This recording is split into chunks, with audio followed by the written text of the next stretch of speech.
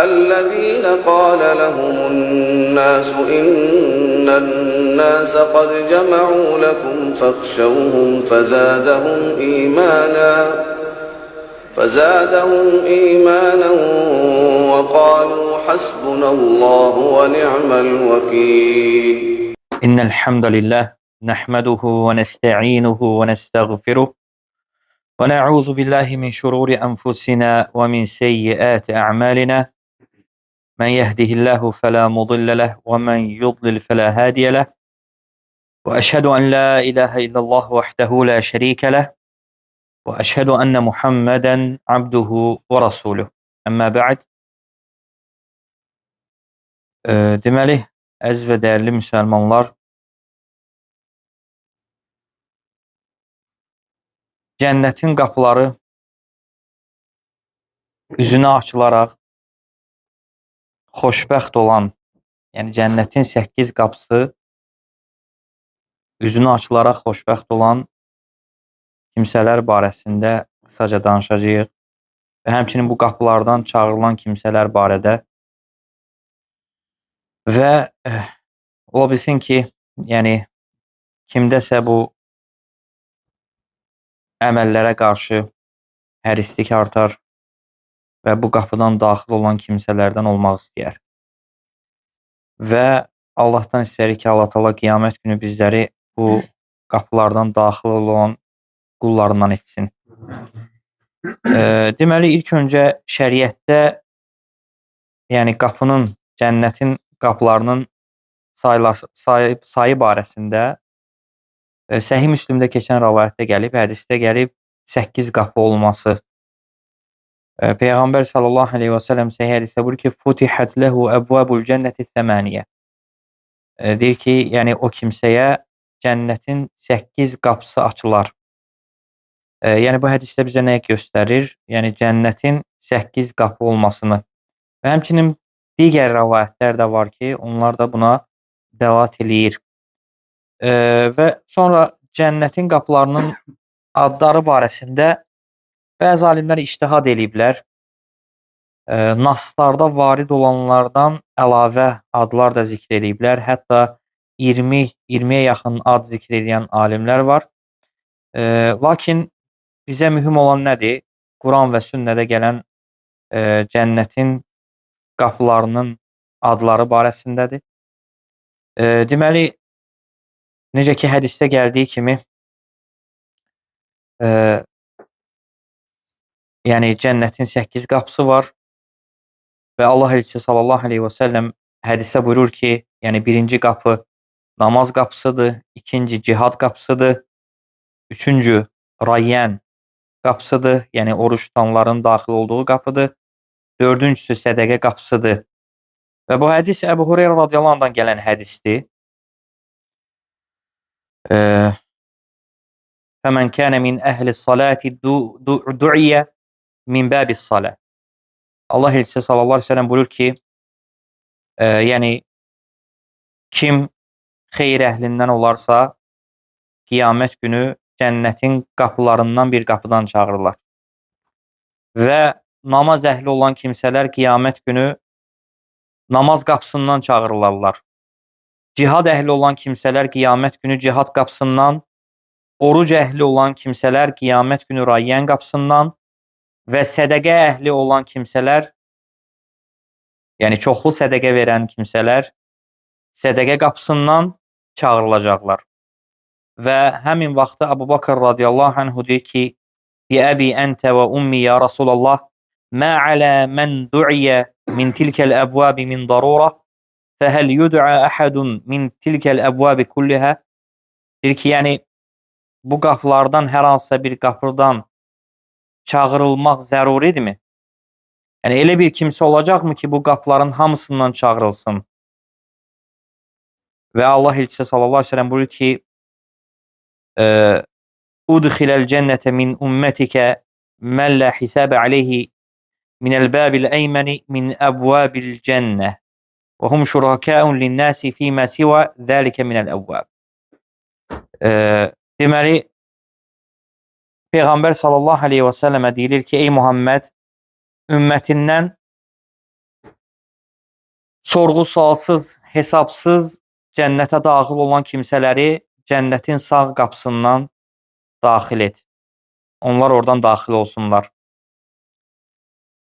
Və onlar insanlara şərik olacaqlar, lakin bəzilərindən seçiləcəklər. Və sonra Allah Elçisi sallallahu aleyhi və səlləm buyurur ki, La havle və la quvvete illa billah hadithu Qays ibn Sa'd ibn Ubadə enne əbəhu dəfə'əhu ilən-nəbi sallallahu aleyhi və səlləmə yaxtumuhu. Qalə fəmərrə bi ən-nəbi sallallahu aleyhi və səlləm və qad salleytu fədarabəni biriclihi və qalə ələ ədulluka alə bəbi min əbvabil cənnə. Deməli, Qays ibn Sa'd radiyallahu anh'a gələn hədisdir. Deyir ki, atam məni Peyğəmbər sallallahu aleyhi və səlləmə xidmət etmək üçün onun yanında qoymuşdu. Onun yanına göndərmişdi. Və bir gün Peyğəmbər sallallahu aleyhi və səlləm mənim yanımdan keçərkən ayağı ilə məni itələdi belə və dedi ki, mən sənə cənnətin qapılarından bir qapı barəsində xəbər verimmi? Və mən də dedim ki, əlbəttə Allahın elçisi. Və Peyğəmbər sallallahu aleyhi və səlləm dedi ki, La havlə və la quvvətə illə billah. La havlə və la quvvətə illə billah. Yəni bu 6-cı olaraq hədisdə keçir.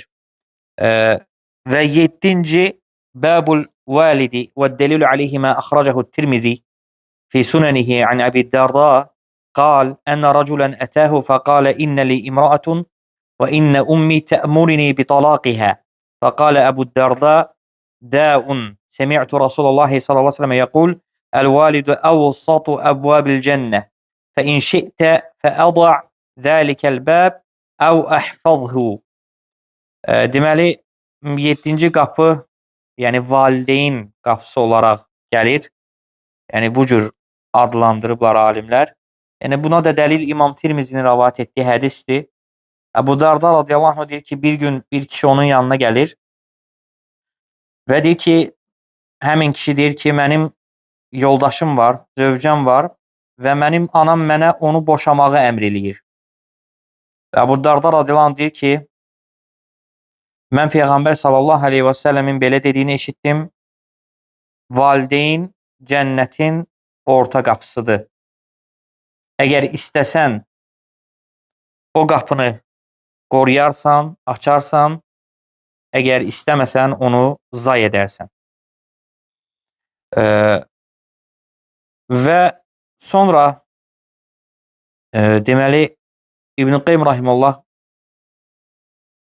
bu mövzuda maraqlı bir məsələyə toxunur. Və deyir ki, "Təəmməl qavluhu subhanahu cennati adnin mufattahatun lahumul abwab muttakiin fiha yed'un fiha fa bi fakihatin kəsiratin və şarabin." Allah Teala Quran-Kərimdə buyurur ki, cənnətin qapıları onların üzünə açıq olacaq. Yəni cənnət əhlinin və onlar taxtlar üzərində dirsəklənərək müxtəlif növ içkilərdən və meyvələrdən istəyəcəklər, tələb eləyəcəklər. Keyfə tecidu təhtəhu ma'nan badi'an. Deyir ki, düşünün deyir ki, bunun necə, yəni bu ayədə necə dərin bir mənalar var.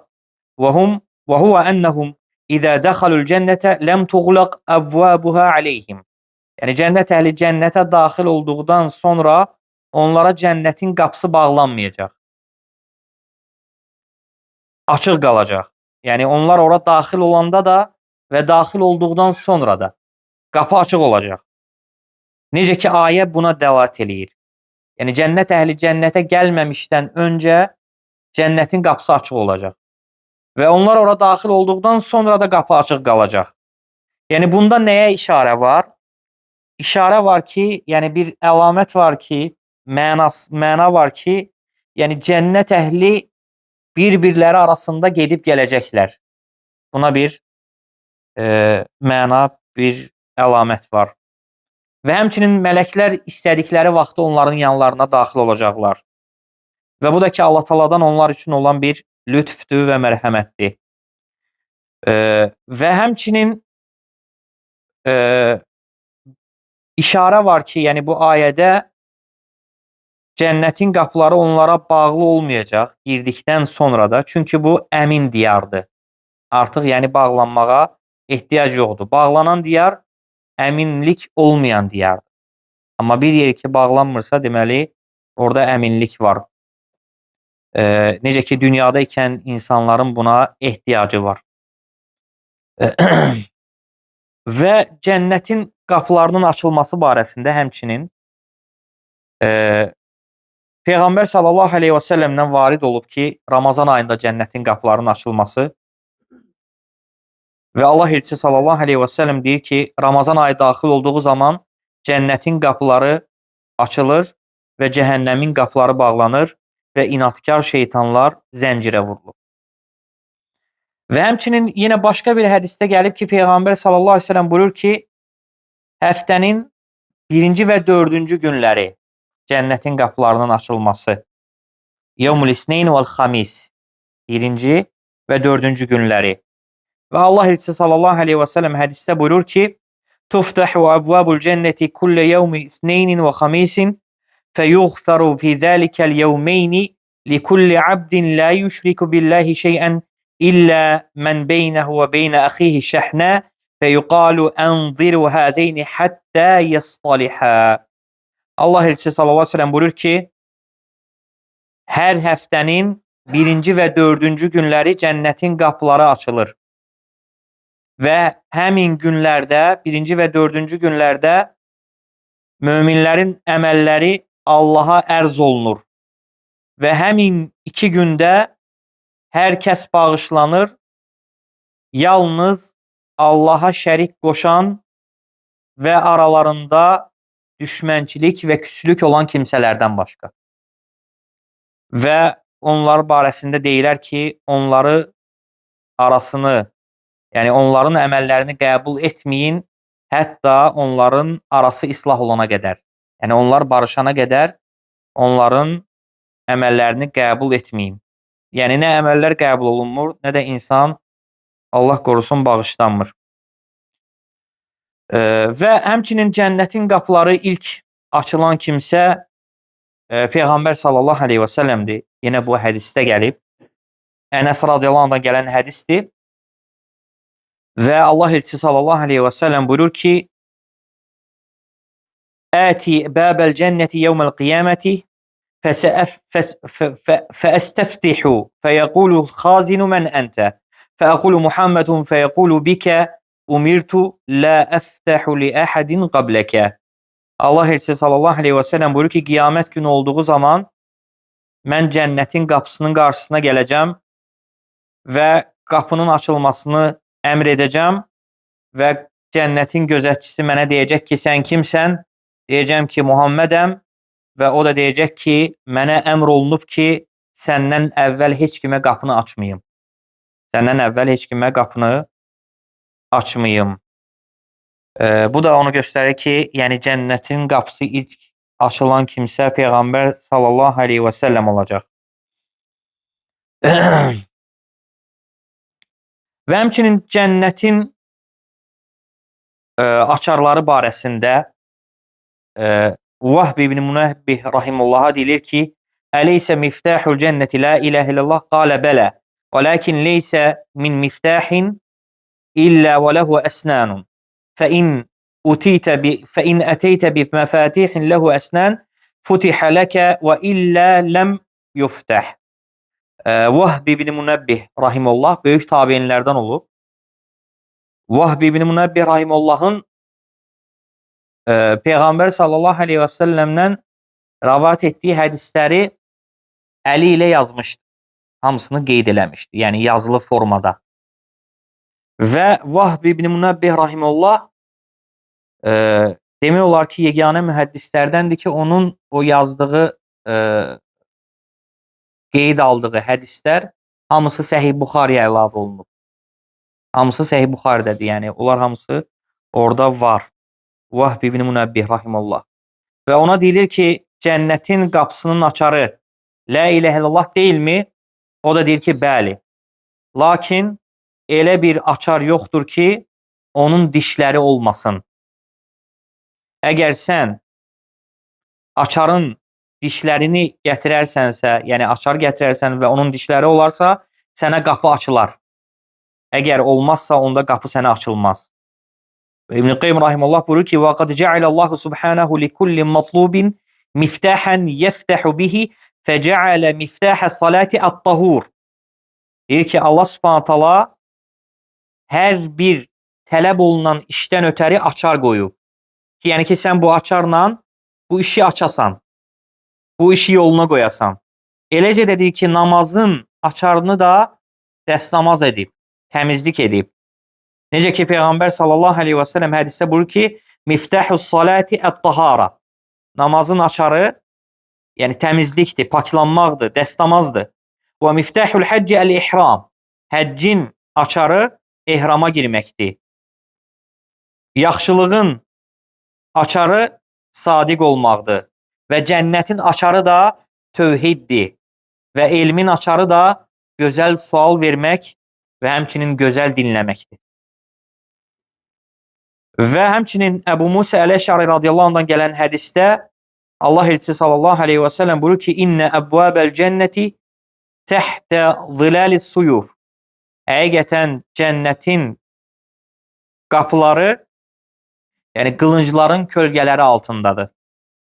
Yəni bir növ burada, yəni Allah yolunda vuruşmağa həvəsləndirmək var. Yəni bu hədislərdən də görsənən nədir? Cənnətin açarları, yəni bu barədə şəriətdə varid olması. Sonra deməli 9-uncusu, yəni cənnətin qapıları üzünə açılan kimsələr. Səvfə uriduhum icmələn bi ixtisarin ثم بعد سأذكر الأحاديث بتمامها وألفاظها وأحاول الكلام في الحاشية ما منكم من أحد يتوضأ فيبلغ أو فيسبغ الوضوء ثم يقول أشهد أن لا إله إلا الله وأن محمدا رسول الله وأن محمدا عبد الله ورسوله أو من توضأ فقال أشهد أن لا إله إلا الله وحده لا شريك له وأشهد أن محمدا عبده ورسوله من قال أشهد أن لا إله إلا الله. Deməli, hədisdə gəlib, Allah elçisi sallallahu aleyhi və səlləm buyurur ki, sizdən kim dəstəmaz alarsa, gözəl şəkildə dəstəmaz alarsa və deyərsə, əşhədu ən la ilahə illallah və ənə Muhammədən abdullahi və rasul. Yəni, belə də gəlib, bu cür ləfzdə də gəlib və həmçinin əşhədu ən la ilahə illallah vəhdəhu la şərikə ləh və əşhədu ənə Muhammədən abdullahi və rasuluh. Bu cür ləfzdə də gəlib. Və həmçinin gəlib ki, və ənə İsə Abdullah və ibnə ümmətihi. Həqiqətən İsa da Allahın quludur. Bu cür gəlib.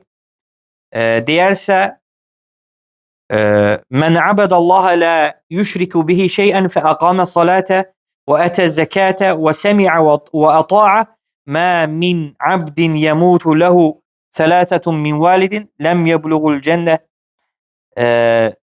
Deməli, yenə hədisin sonunda gəlir ki, yəni gözəl şəkildə dəstəmaz alar və bu zikri deyərsə, cənnətin 8 qapısı ona açılar. Cənnətin 8 qapısı ona açılar.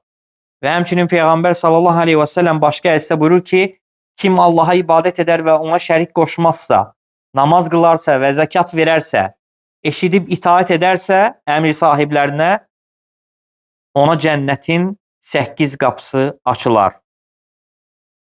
Və həmçinin Peyğəmbər sallallahu aleyhi və səlləm yenə hədisdə buyurur ki, kim öldüyü zaman 3 övladı qalaraq ölərsə, cənnətin qapıları ona açılar. Və yenə Allah elçisi sallallahu aleyhi və səlləm başqa hədisdə buyurur ki, mən laqiyallaha la yüşrik bihi şeyən və ləm yetənəddəm bidəmin haramin. Yəni kim Allahla qarşılaşdığı zaman Allaha şərik qoşmadan qarşılaşarsa və bir kimsənin qanı üzərində olmadan peşmançılıqla, yəni Allahla görüşməzsə, yəni kimisə qətlə yetirmək və yaxud da ki, zülm etməklə cənnətin 8 qapısı ona açılar. Və yenə Peyğəmbər sallallahu aleyhi və səlləm başqa hədisdə buyurur ki, İzə sallətil mər'atu xamsəhə və samət şəhrəhə ve hasanat farcaha ve ata'at ba'laha futihat lehu ebvabul cenneti semaniye. Qadın 5 vaxt namazını qılarsa, yəni baxın, yəni nə qədər də qadınlar üçün yəni xoş olacaq hədisdir, lakin təəssüflər olsun, əksər qadınlar bunu belə yerinə yetirmir. 5 vaxt namazını qılarsa, Ramazan orucunu tutarsa, iffətini qoruyarsa, ərinə itaat eləyərsə, cənnətin 8 qapısından ona çağırırlar, yəni və yaxud da ki 8 qapısından birisindən ona deyirlər ki, daxil ol deyirlər. Yəni baxın 5 vaxt namaz zaten yəni bunu qılırlar.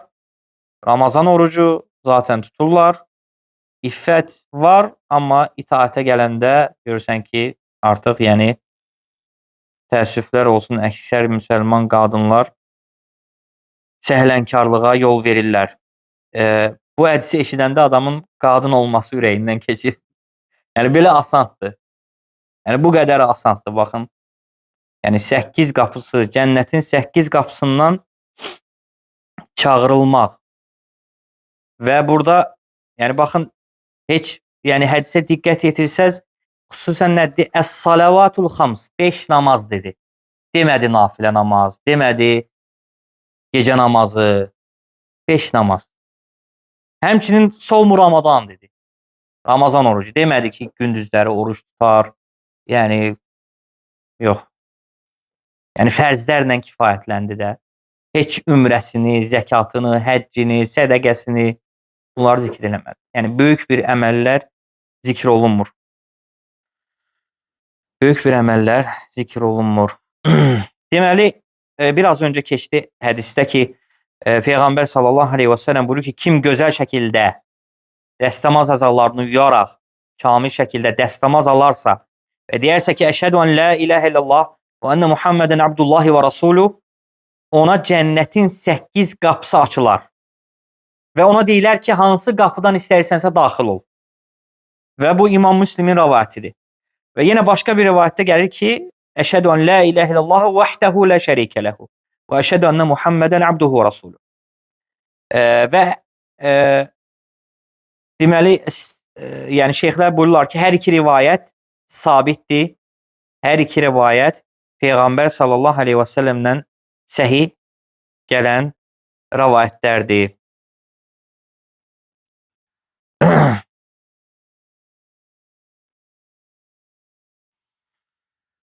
Sonra yenə biraz öncə keçən hədisdə Peyğəmbər sallallahu aleyhi və səlləm buyurdu ki, kim Allaha ibadət eləyər və ona heç bir şeyi şərik qoşmaz, namaz qılar və zəkatını verər və əmir sahiblərini eşidib itaat edərsə, Allah Taala onu cənnətin hansı qapısından istərsə oradan daxil eləyər.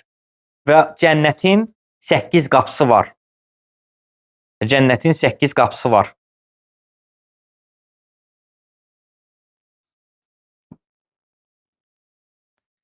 Və hədisin sonunda Peyğəmbər sallallahu aleyhi və səlləm buyurur ki, kim Allaha ibadət eləyərsə, ona heç bir şeyi şərik qoşmazsa, namaz qılar, zəkat verər, eşidər, amma asi olarsa, yəni baxın, eşidər, amma asi olarsa, yəni itaat etməzsə, onun deyir ki, işi Allaha qalıb. İstəsə onu bağışlayacaq, istəsə ona əzab verəcək. Deməli, burada xüsusən hədisdə vurğulanan yəni mühüm olan eşidib itaat olunmasıydı. Yəni sadəcə namaz, zəkat bunlar deyildi. Eşidib itaat olunması. Ola bilsin məqama uyğun varid olan hədisdir. Bəli.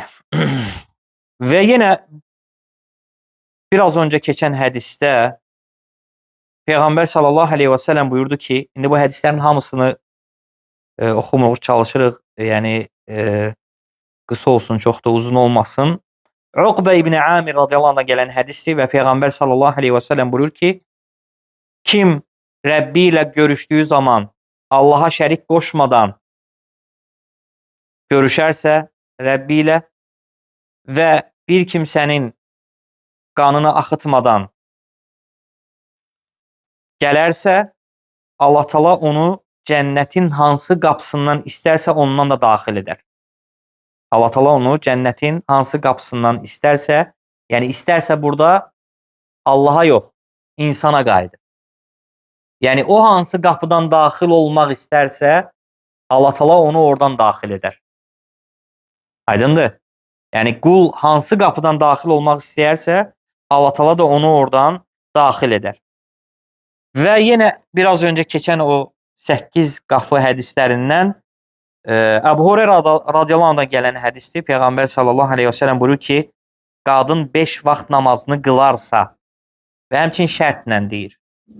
Ramazan orucunu tutarsa, iffətini qoruyarsa və ərinə itaat eləyərsə, cənnətin hansı qapısından istərsə oradan daxil olar. Cənnətin hansı qapısından istəyərsə, qadın oradan daxil olar. Və bu da həmçinin sabit hədisdir. Səhih varid olan hədisdir.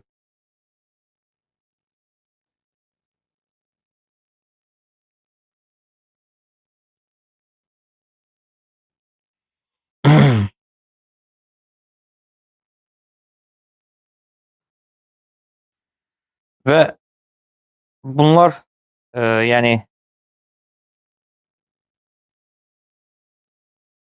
cənnətin 8 qapısından çağırılan kimsələr və həmçinin 8 qapısından daxil olan kimsələr barəsində olan mövzuydu. Allah Subhanahu taala'dan istəyirəm ki, Allah Subhanahu taala bizləri bu qapılardan çağırılan qullarından etsin. Allah Subhanahu taala bizləri sorğu-sualsız, haqq hesabsız bu qapılardan daxil olan bəndələrindən etsin. Subhaneke Allahumma ve bihamdik. Eşhedü en la ilahe illa ent. Estağfiruke ve etubu ileyk.